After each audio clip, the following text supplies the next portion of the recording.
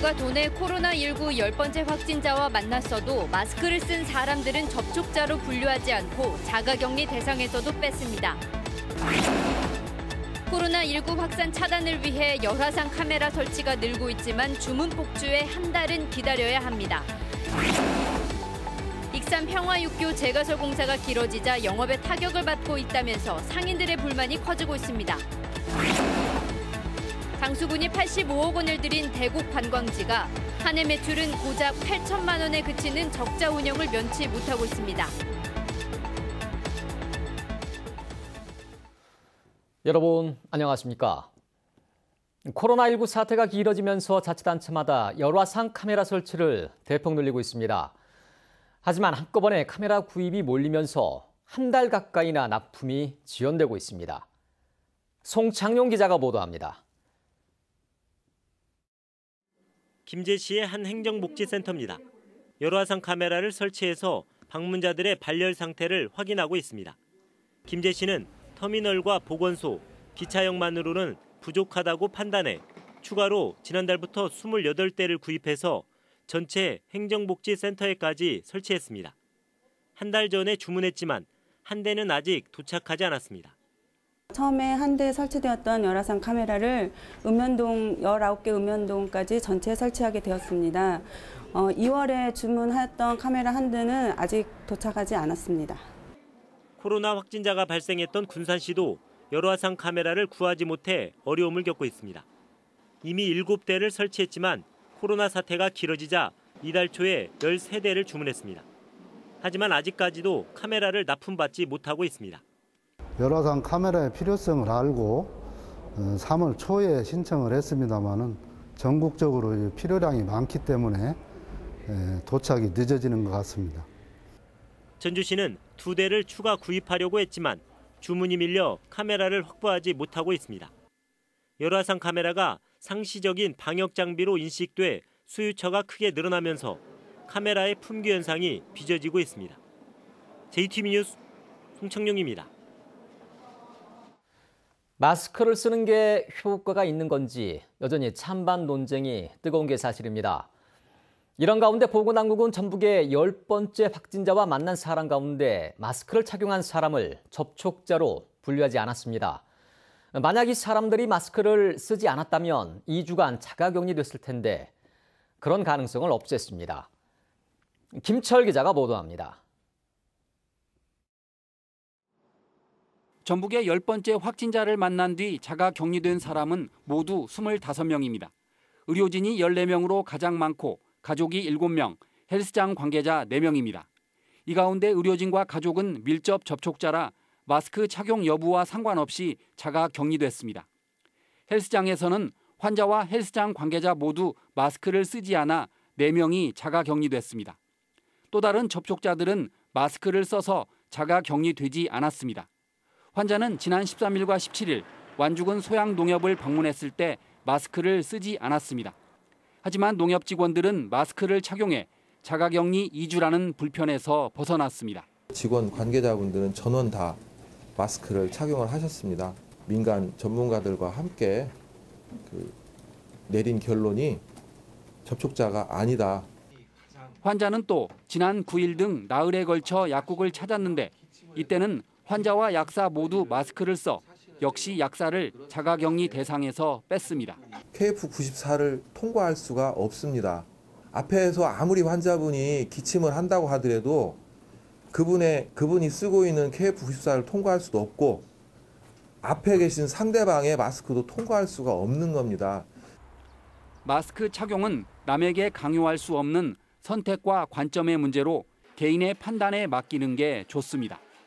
전라북도는 다만 여러 사람을 만나는 밀집시설 종사자라면 마스크를 착용하는 게 자신을 보호할 수 있다고 덧붙였습니다. JTBC 뉴스 김철우입니다. 전북의 10번째 코로나19 확진자인 60대 남성의 접촉자들이 모두 음성으로 확인됐습니다. 전라북도는 전주시 우화동에서 매운탕 음식점을 운영한 남성과 접촉한 가족과 의료진, 헬스장 관계자 등 22명이 음성으로 분류됐고 남성이 지난 13일과 17일에 방문한 완주군 소양농협의 직원 등 26명도 모두 음성 판정을 받았다고 밝혔습니다. 보건당국은 이 남성이 누구에게서 감염됐는지 휴대전화 위치 추적 등을 통해 조사하고 있지만 여전히 감염원을 찾지 못했다고 설명했습니다. 선거구별로 대표적인 지역 현안에 대한 후보들의 공약을 비교해보는 연속기획. 오늘은 총선과 함께 치러지는 지난군수 재선거 순서입니다. 소득과 일자리 창출 방안을 물었더니 예비 후보자별로 다양한 정책과 공약을 내놨습니다. 정원익 기자입니다. 지난은 전북 14개 시군 가운데 임실과 무주에 이어 소멸 위험도가 세 번째로 높습니다. 저출산과 고령화 시대 속에 일자리 부족 등으로 청년 인구까지 빠르게 유출되고 있기 때문입니다. 지난 인구는 1966년 10만 2천여 명을 정점으로 점차 감소돼 지난달 기준 2만 5천여 명까지 떨어졌습니다. 민주당 전충선 예비 후보는 소득 창출을 위해 농업정책국을 신설해서 체계적이고 지역 여건에 맞는 품목을 개발하겠다고 약속했습니다. 일자리를 위해서는 청년 벤처기업 운영을 제시했습니다. 청장년들이 우리 지역에서 활동으로 할 수 있는 청년 벤처기업을 직접 운영을 해서 인력도 해결하고 일자리도 해결하는 그런 정책을 준비하고 있습니다. 무소속 이충국 예비 후보는 각종 편의시설과 프로그램을 갖춘 노인 종합복지타운을 조성해 지역 농산물을 공급하는 소득 창출 방안을 내놨습니다. 이를 통해 일자리도 함께 마련하겠다는 계획입니다. 우리 지역사회에 지금 복지 잉여 인력들이 많습니다. 그분들을 고용하는 두 가지의 토끼를 잡을 수 있는 그런 좋은 기회라고 생각을 합니다. 무소속 김현철 예비 후보는 돈 버는 농업을 위한 맞춤형 지원책을 마련하고 농산물들이 제값을 받도록 유통 구조를 바꿔 소득을 늘리겠다고 밝혔습니다. 일자리 창출을 위해서는 기업 유치를 꼽았습니다. 양질의 일자리가 만들어져야 여기에서 청장년들이 머물 수가 있고 여기서 살림살이를 할 수 있다고 보고요. 그 기업 유치에 사활을 걸 생각입니다. 무소속 송상모 예비 후보는 여론조사를 통해 무소속 후보들 간의 단일화가 예정된 만큼 인터뷰에 응하지 않겠다고 밝혔습니다. JTB 뉴스 정원익입니다. 경찰이 민주당 이상직 예비 후보 측근 A씨의 공직선거법 위반 혐의에 대한 수사에 착수했습니다. 전주 완산경찰서는 A씨가 이 후보의 중소벤처기업진흥공단 이사장 시절 지방의원들에게 이사장 명의로 명절 선물을 돌린 혐의와 관련해 지난 17일 A씨의 집과 차량, 휴대전화를 압수수색한 것으로 알려졌습니다. 이 예비 후보는 이사장 신분이던 지난해 말 이 사건과 관련해 중진공이 계속해온 업무라며 자신과는 관계가 없다고 선을 그었습니다. 민생당이 전북에서 현역 의원을 포함해 모두 5명의 총선 후보를 1차 확정했습니다. 민생당의 후보가 확정된 선거구는 전주갑의 김광수, 전주병의 정동영, 익산을의 조배숙, 정읍고창의 유성엽, 그리고 김제부안, 김경민 예비 후보 등 5명입니다. 민생당은 전주을과 복수의 예비 후보가 나와 있는 익산을은 다음 주 초 최종 확정할 예정입니다. 또 조만간 발표될 비례대표 후보 명단에 군산 출신의 박주현 당대표가 포함될 수 있을지도 관심을 모으고 있습니다. 이번 총선부터 선거권이 18세로 확대되는 만큼 학생들을 위한 체계적인 교육이 필요하다는 의견이 나왔습니다. 전라북도 의회 김희수 의원은 선거 연령이 확대되면서 도내 학생 유권자만 6,500여 명에 이르지만 아직은 어리다는 이유로 사회적 관심이 낮고 학교가 정치판이 될 수 있다는 우려가 있다고 말했습니다.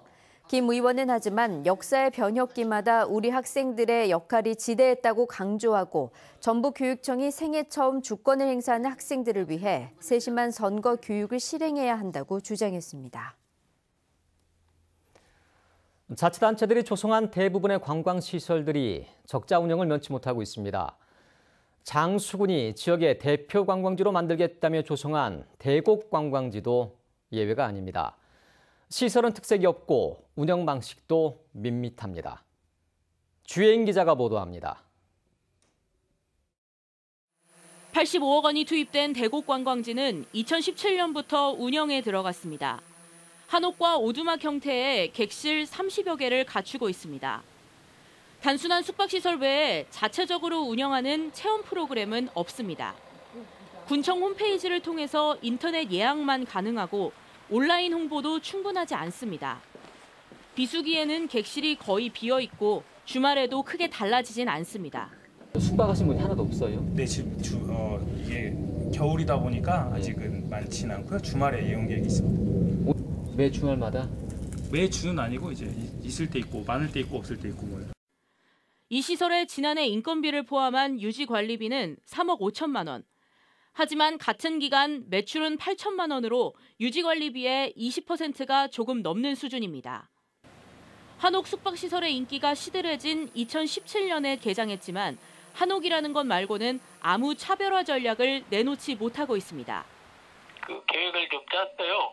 그래서 금년부터 주민들하고 같이 연계되는 프로그램을 지금 준비 중이거든요. 더 이상 한옥만으로 관광객을 유치하기는 어렵습니다. 개장 4년째에 들어간 대곡 관광지가 자리를 잡기 위해서는 단순한 숙박시설 이상의 확실한 고객 유치 전략이 필요합니다. JTB 뉴스 주혜인입니다. 코로나19로 버스 승객이 크게 줄어들자 전주시가 다음 주 월요일부터 개학 전인 4월 5일까지 시내버스 운행 횟수를 줄이기로 했습니다.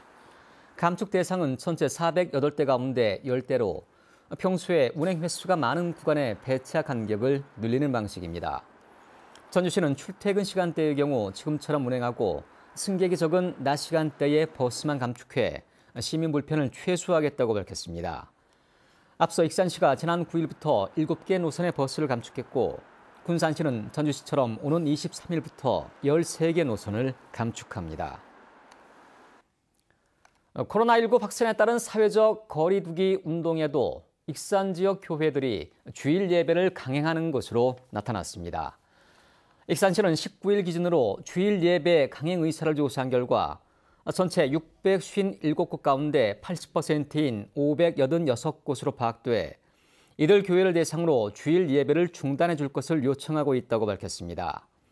인근 군산의 경우 교회 492곳 가운데 56%인 278곳이 주일 예배를 중단했습니다. 초중고등학교에 이어서 대학들도 재택 수업 기간을 연장하면서 학생 등교를 4월로 늦추고 있습니다.